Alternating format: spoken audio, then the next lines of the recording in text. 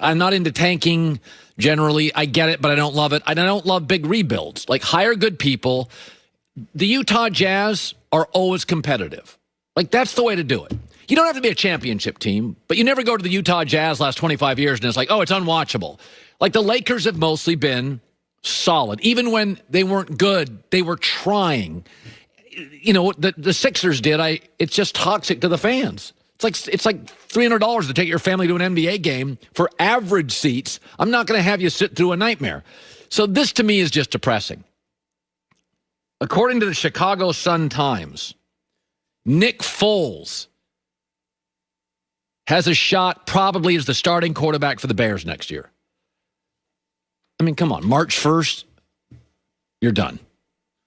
Essentially what the Chicago Bears would be announcing, self-imposed sanctions. They will not be eligible for the postseason next year due to lack of institutional control.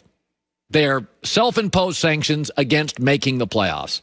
And I don't know what this is. It is weird. Certain organizations, the Steelers always draft receivers well.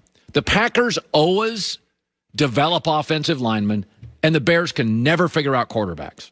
It's like Sid Luckman until an hour ago. They can't figure it out. And they're in quarterback hell. They got no cap space. They don't have a franchise quarterback, and they have a lousy draft pick. It's like Burger King and breakfast. It's just never great. It's just they got the burgers down, they got lunch down, they got night down, can't get the breakfast right. And they tried to start Nick Foles last year. Remember? They said, we're going to go with Nick Foles. It didn't work. And went back to Mitch Trubisky. So the Rams at one point, they tried to do the Nick Foles things, and the Jags did it, and the Bears did it, and that's 0-3. And Philadelphia, by the way, they've moved off him twice, and he even won a Super Bowl for him. They moved off him twice. So congratulations to the Chicago Bears. And by the way, his last 11 starts, he's 2-9. That's what he is. And he has as many interceptions as touchdowns. And the Jags went 6-6 when they sat him, and the Bears went 6-3, it says here, without Foles.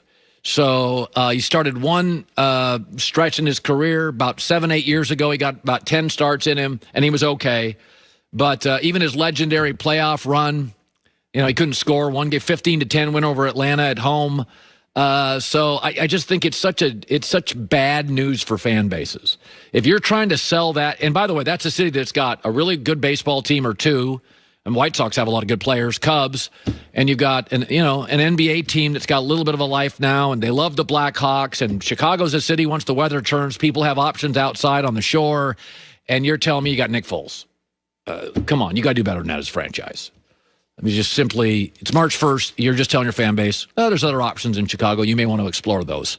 What do we have here? Whoa! J.J. Watt signing with the Arizona Cardinals. 2 years, $31 million. That came out of nowhere. Per J.J. Watt's Twitter. Now, let's not get fooled on this. Is this J.J. Watt's Twitter? So he got $15.5 million a year. He wanted the money. So for J.J. Watt, money was a thing. So DeAndre Hopkins recruited him hard. Hey, listen, man. Arizona's got Chandler Jones. It's a division with Matt Stafford, Russell Wilson, Jimmy Garoppolo. You need pass rushers. That's exciting. J.J. Watt goes to the Arizona Cardinals. How about that? Boy, that division is just nothing but trouble. God, that division. You could do an NFC West Pro Bowl team and take on the rest of the league. Seriously. That division is stacked. Look at all the pass rushers in that division. Chandler Jones, J.J. Watt. Now you got Carlos Dunlap, Aaron Donald, Bosa. Just the pass rushers in that division. They had DeForest Buckner a year ago. So J.J. Watt is a member of the Arizona Cardinals. So DeAndre Hopkins went after him. Well, he had us all fooled. This morning there was an Instagram, but it was a false Instagram that said he had narrowed his choices down, and we discovered that was a bunch of nonsense. It was someone said it was his Peloton account. What's that mean? A Peloton's a bike, but right. Yeah, it was his account. How would that be? How would I know? How would we know publicly what his Peloton account? I mean, it said like people thought it was his account. He said he doesn't own a bike. I'm looking at his Twitter. He said, I don't own a bike. Stop, which is how that report got thrown out. I got no problem. He's going after some money. I got no problem. He won 15 and out. He's the only NFL guy on defense. Tell me the top defensive brand guys in the NFL. So there's J.J. Watt. Aaron Donald. Yeah, I guess. I mean, he's just great. Does he have a brand?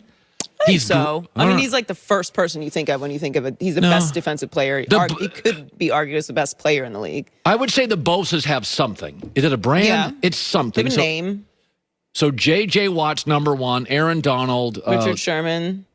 Yeah, kind of, I guess. Does he have a lot of endorsements? He's probably got some. Yeah, I mean, he's outspoken. also just a really big name. There's just not a lot of... I mean, listen, I can't look at J.J. Watt and say, dude, this isn't nearly as good as the other teams because he has a right to make money. And by the way... Oh, no, I mean, if that was... I mean, none of those teams that we were talking about earlier, Buffalo, Green Bay...